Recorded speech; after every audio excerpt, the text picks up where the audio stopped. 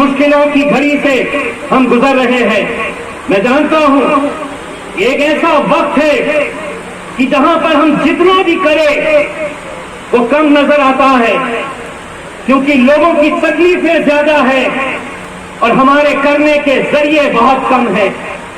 उसके बावजूद भी एक पूरी नेक नियति के साथ ये काम किए जा रहे हैं। वेंटिलेटर्स आज बड़े बड़े अस्पतालों को नहीं मिल रहे। ऑक्सीजन कंसंट्रेटर्स पूरी दुनिया के अंदर अगर ऑर्डर कर दे तो नहीं मिल रहे। जिस रेट के अंदर ये मिलना चाहिए आज उससे 4 गुना रेट के ऊपर ये ऑक्सीजन कंसंट्रेटर्स पूरी दुनिया से अगर आप मंगाएंगे तो उतने रेट के अंदर मिल रहे हैं।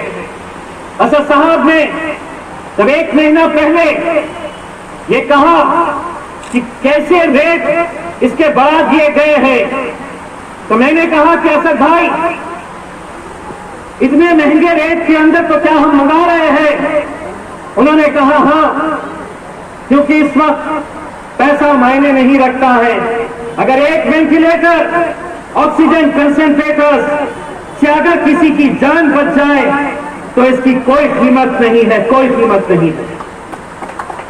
क्योंकि आज इंसानी जान बहुत मायने रखती है। लेकिन हमने देखा है कि कैसे हम चिल्लाते रहे। मैं पिछले 5 साल जब असेंबली में था मैं चिल्लाता रहा कि अस्पतालों के ऊपर पैसा खर्च करो।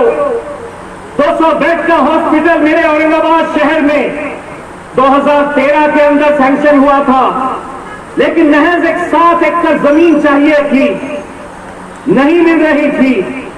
जब एमपी बना हाईकोर्ट के अंदर पीआईएल फाइल करी और अल्हम्दुलिल्लाह ये बात बताते हुए खुशी हो रही है कि इंशाअल्लाह ये 200 बेड का एक नया हॉस्पिटल, सरकारी हॉस्पिटल अगले 8 दिनों के अंदर इसका काम शुरू होने वाला है 110 करोड़ रुपए की लागत से।